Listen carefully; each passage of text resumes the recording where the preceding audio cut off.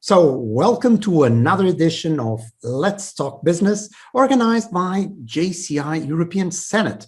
I'm Filipe Carrera. And my name is Robbert van Waart. Okay, the Dutch guy. Yes. Welcoming Anu, and this, let's see if my Estonian is okay. Anu Tähemaa, because it has two A's. Her background is music and performing arts. She's a keynote speaker and professional trainer, founder and leader of different international performing art festivals, events, and organizations. She's training leaders to inspire teams, create corporate culture, communication, and prevent burnout. Welcome, Anu, and we want to hear you about how we can prevent burnout in these strange and COVID times. Anu, the floor is yours. Thank you very much, Filipe. Hi, Robbert. Hi, everyone.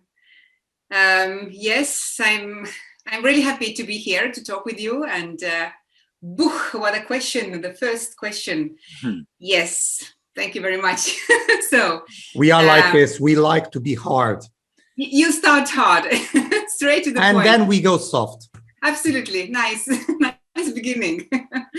Well, yes, times are as they are, and we can't choose them. And a lot of people worry about what is going on in the world, and that they worry about the businesses, and a lot of people worry about the works, and they worry about the health and the properties and so on. But the thing is that the world starts from ourselves. It means that from inside to outside.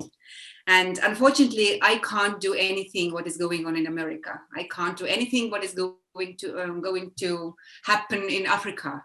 But what I can do every day to prevent my burnout, because if I really so much want to help people all over the world, but I can't. And I made it very clear for myself that I can only to take care of myself, and I can take care of my loved ones and my team and my students. And to come back to this thought that the world starts from yourself, because we all see the world which is projecting back to your brains, your mind, and we see it exactly as we see. But some little things every day, not to worry too much, which is easy to say and hard to make happen, is that one way is to create your own rituals in a day, just your normal routine, to wake up the same time, to do some things in the morning. I actually like to be in the morning club. Some crazy Scottish ladies, they start 5 o'clock, and we have nice people from Paris, from London, from other European countries. But you're 5 o'clock? It's my 7 o'clock. I'm the lucky. So you are actually cheating on that. I'm cheating, yes. Yeah, because I thought, okay, if it's 5 o'clock yours, these ladies start like at 3 o'clock in the morning because they are from Scotland. Scotland is 5 o'clock this time. We had a deal, we don't start earlier. And we have some rituals there to think about what we are thankful. Even simple little things, your child was sleeping better this night, or something good happened last evening or last week. So then we had a little listening, and then after that we do our plans. It's only half an hour. It's very easy. Everyone is in the nice robes in the morning. No guys this time. And basically it's a good way to start. And then I go to make my walk, and I go to my cold creek. So this is what I found out, that I can be more in balance. And then if you already make your daily plan, it's not that you do your to-do list, like you have 100 things here, and every evening you write again over, I didn't do this. I learned to put focus to 4 to 6 things. And then I really know that I will do them during these days. Of course, things happen, someone will call and so on. And then I put the time, how long I will put times, for example, for emails. And then I put the order, in which order I do. And the first is always to eat the frog. it means that I do the thing what I hate the most in the first beginning, to call to someone, or what I have been procrastinating so nicely here, to clean my kitchen, that you know how it is going at home. So this is my, like, how I found my way to do something for myself. And then I found out that basically this channel is perfect to find the new friends, to find those people who you really feel together, to think together, and to meet those people like a half an hour, like you here. It's like you can read one book. You can just listen, and you get know so much how it's going on in Australia or South Africa or even in the Netherlands, that something is going on. I don't know what, but something will. I have actually new partners in Netherlands, impact builders. I'm so sorry for you. I'm not sorry, because they're really cool dudes. We have a lot of fun with them. Not many, but okay. Okay, I see you have some conflict between, but I keep my own position. So yeah, those meetings. And also what helped me a lot, I started to plan my breaks. And people can also do the breaks together with companies. They can plan 15 minutes together, just to get together. Someone is creating something fun, because we need to laugh. And we need to find the ways how to laugh. Everything is super serious, I know, but there are still tiny little things what we can laugh about ourselves, about the situation, about how everything is collapsing. This is like, and then if you laugh, you relax yourself, and suddenly, if you start to listen, you can find the ways how to, again, create something new, because the market is so different. Everything has been changing. It's quite a big mess, let's say. But some people didn't put so much energy to think about, oh, how bad it is, and I can't stand it, and I can't go to restaurants. They put this energy to think, okay, what can I do? Not to list this, what I can't do.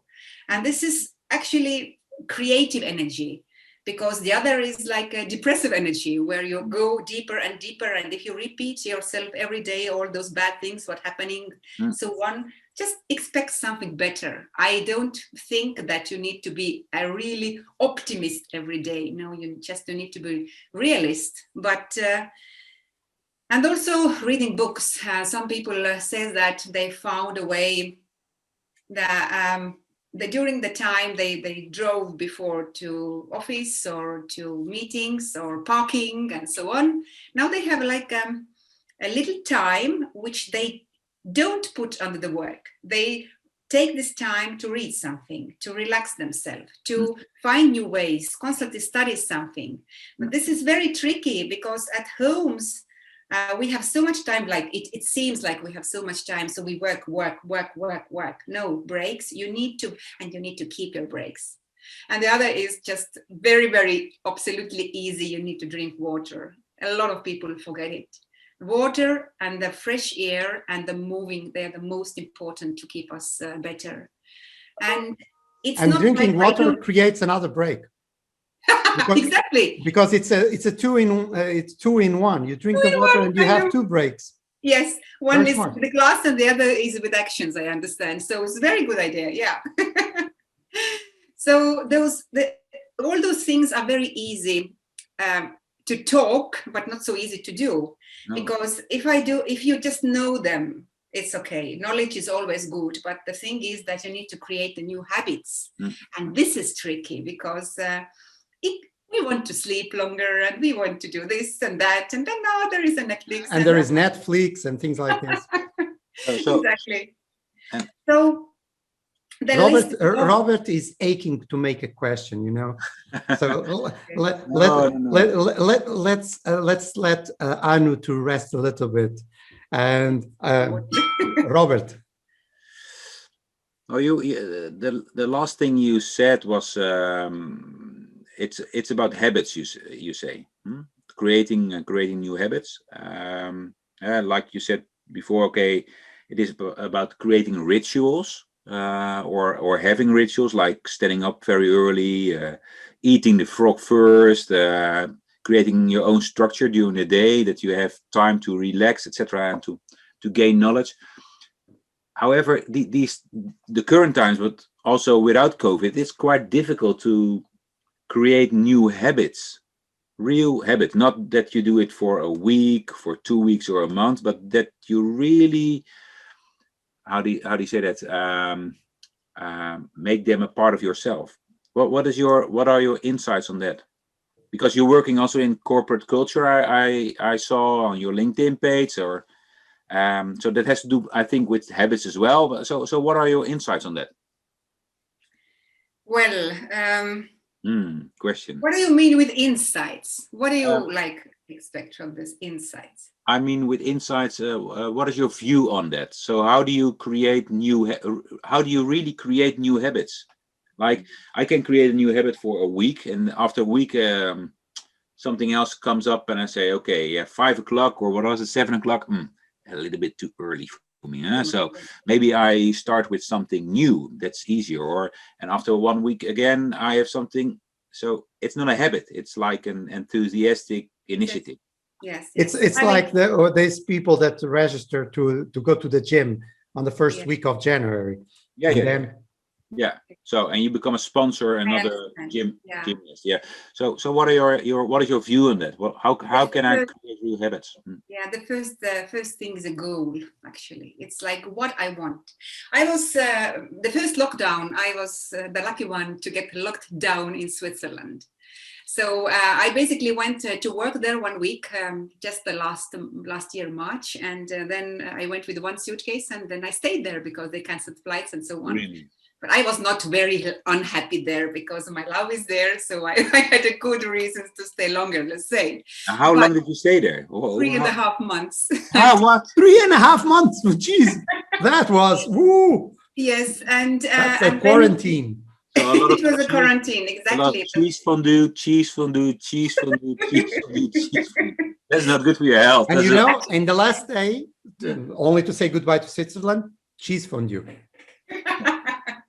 I had the cheese fondue 2 times because I was lucky one to spend or kind of share apartment in Switzerland. They share apartments with the cool guys who constantly cooked something new. So they had the enthusiasm to do very healthy and very really beautiful food. So I was really happy to be there and use this chance to get a nice collage of different food in the world. I see that Anu is applying what she was telling a moment ago, what she was thankful for. So she's putting a list of the things that she was thankful for.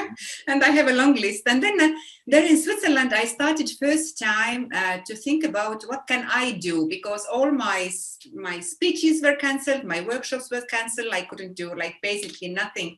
And the first thing I thought, I can create classes or kind of take a break sessions for people, half an hour to create energy and communicate with each other. The Zoom was very new thing for most of the people, but I so much scared camera because I have been in television and radio. This is kind of easy because you are so short time, but really do something like you do your broadcast. It's not it looks very obvious, but it's not so. It is so hard.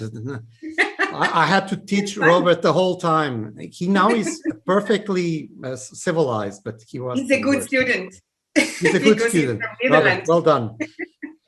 Well, and then I thought, okay, I start to make videos, and I remember my first video, I spent, I think, 2 hours for this 2 minutes because I thought, okay, first I talk. No, I can't talk. I need to write. Anyway, I started to test how I really can look to the camera, to my phone, and create something which might support people. I found the beautiful places, beautiful flower beds or the mountains or whatever. And then I saw there was one family. The woman teach children to take those the winter boots off, and they went to the cold creek. It was quite wide and really cold. I couldn't go there. And she told that really cold, the Estonian said. Imagine how cold it is. It's almost zero, yeah. Almost zero. That is summer in Estonia. Yeah, now we have already very good weather, +3. So water is around zero, plus a little bit because it's icy. But the woman says that I don't want them to scare. I want them to protect the immune system, that they need to get more healthy. And then I saw how if those little children can do it, and it's really, and then I started to try how it is to go to the school freak, and it was 6 seconds maximum you can go in. And then I continued this habit, and in one period I stopped it for a week, and then I got sick. Not COVID, but just I felt very bad. So this, I'm very proud about this habit that I started. And this actually helps me so much in the morning to start to focus. I'm so refreshed, or kind of very vital, to start with the things, and I'm here and I focus to one thing. I don't believe multitasking. Guys, you want to say that all the women, they are very good in multitasking. This is a myth. Yes, it is. It is. Finally, I got another woman saying it is a myth, because it is. Yes, because if you do things, you do like half and half anyway, and after you need to correct the mistakes. So this is, I can tell what I did. And in companies, they try also do many different things. And the mindset is, of course, the first thing. They need to work together to get all those people in the same wave. Okay, for example, on Monday, if you have this half an hour a meeting together, it's not only, oh, we have those tasks and so, no, look. How did you have a weekend? Let them talk 10 minutes. Let them say, this week we're going to focus this. I don't know if it will work out or not. We try. And if you can take this one part and this, maybe you can collect together something funny, or some jokes what happened. You can share things. The socializing part is missing very much. So, and through this mindset, you kind of give them the same nice impulse to go forward and to do something unexpected. For example, I sometimes do this shaking funny exercise, which if people are very, very tired, you want to know that? Yeah, which one? I got the idea from army, actually. And in army, you know, they if the army needs to be strong, they the army? use rhythms. Like army, yes, the army. guys who march. Because there is Armin, a name that's Armin. So we were like, is she in the army, or it's a guy called Armin? The guys. What do they do? Tell us. Yes, and they need to be together, okay? And the rhythm is everyone what it has. So as I'm using performing arts, the exercise is very simple. You can read from 6, 5, 4, 3, 2 until 1, okay? All those numbers, and you shake hands like 6 times in the middle, and one hand 6 times and the other. Then you do 5 times. And one and the other different direction. Then you do 4 times, until 1, 1, and 1. And this is in the rhythm, and you read the numbers. This is good because first, your brain is very focused. The second, you activate all your body. It's totally funny because the exercise is not meant that, oh, I need to be super correct. No, you need to try. You need to move yourself. So guys, let's do it. It takes only a couple of seconds. Okay, ready? And you count also numbers with me. Ready? Okay. With your voice. 1, 2, 3, 4, 5, 6, 1, 2, 3, we will do a choir. Yeah. Exactly.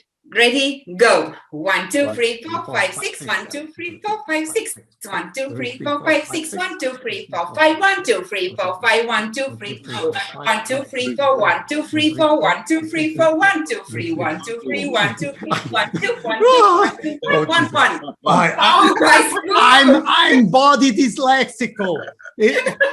Oh my God! Are you doing some deletion of that? This is fun. And this is it. It's not harmful for anyone. No one can't. For me, I confess, it was hard. Tomorrow you have muscle pain, huh? No, there is no muscle pain, but why is there a reason for 6, or is it because that 10 is too much? Yes, 10 is too much. Okay. If you're a beginner and if you start from 3, it's too short. It's beginner level, you know? Yes, beginner level, yes. And then you can add tempo. Then you can make canon. Some people start before and so on, and you can make opposite. Just very simple, very funny things. And this gives like a new energy to your meeting, and you can forward with the serious topics. So Anu, you started in performing arts, right? Yes, I have been on the stage and behind the stage. So what has been your journey? until so far? What is in big step? What has been, because now you're also on stage, but more like inspirational speaking, corporate. I use all the tools as a dancer, as a conductor, as a singer, as a musician, music player, all those things. And also I did film casting. I was looking all those children who needs to be in the film. So I have been in the films, in the advertising, so doing videos. So if corporates want to create their videos, then I teach their own people, because what I see in videos, they want to do beautiful advertisement. Everything is super cool, or the background and stuff. And then the guy is talking like, and this is not nice for the company. Show me those guys, I teach them how to speak, and they will get the perfect thing. But so I have to make a joke. Estonian guys are very serious, you know. So you have a very difficult job, don't you? Do I have a very difficult job? Yeah, in making these guys less serious, because Estonian guys normally are very serious. I haven't seen. I have been lucky to. First, I see kind of, especially when I talk, when I work with the top leaders, you know, who need to put departments together. And when I go together with my drums, I have like 25 drums. So I'm carrying them, coming there, and they look, okay, blonde woman, no way, it's not my wheel. I will not play anything. And then they don't want to give the drum away. We have a serious problem. If we want to record the piece, I take my violin and they all need to play drums. No one wants to record with the phone because they want to be there playing instruments. You have to rethink your business model. You have to also sell or rent drums. Yes. Okay. Let's talk about business again after the session. Yeah. So one thing that you were talking about is that, like, we were talking about the burnout and how people are seeing things. Do you think that the problem that looking for to Europe, that the problem is that people haven't really faced difficulties? And I'm telling you from my side, I've been in places where people really face difficulties before the pandemic, war zones, okay? And I see what you were talking, that people find ways of laughing in the middle of a war zone. When you tend not to have difficulties, do you get more easily depressed with anything that frustrates you? What is your view on that? I mean, people who have had harder life, they are expecting that it can't be so easy also in the future, and they are constantly ready for those changes. People who has been in all the time those very safe environment where everything is working well, I can imagine the shock in the head might be quite big, because, for example, if you don't have any more warm water, it's a big stress for some people. It's just not for you, it seems, because you are there. No, because I was attending in CSC Academy when we had a 9 people international group, and we had one boiler and we had 9 people in one room, so we had everyone 3 minutes to get a shower, and the first 4 people always got warm water, and the next 5 they didn't. So JCI CSC Academy of 2013 for something. I've never heard that one. JCI adapts you to cold water. That's a new feature of JCI. No, it was cool. I love those memories from this time where they made cool things with us. It was like, this was a reality show, I could say. This was so interesting how they put people randomly, and they had the leaders, and they needed to do their task and what are the conditions. And our house was lucky because we got a woman. She was only 28. She was from Germany. I can't remember the name, but she already had a brewery in Germany. She was blonde, beautiful, and super smart. And our team worked so well. So we only laughed when 2 other houses were really crying. The girls wanted to go home, but this was in the forest. They couldn't go. So there was a lot of things happening, and super leaders we had who really put all those people back together. So it was a big test.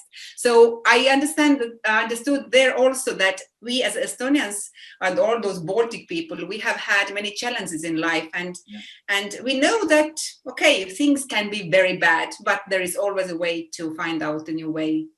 And this is what we just need to accept, and the human being needs to adapt.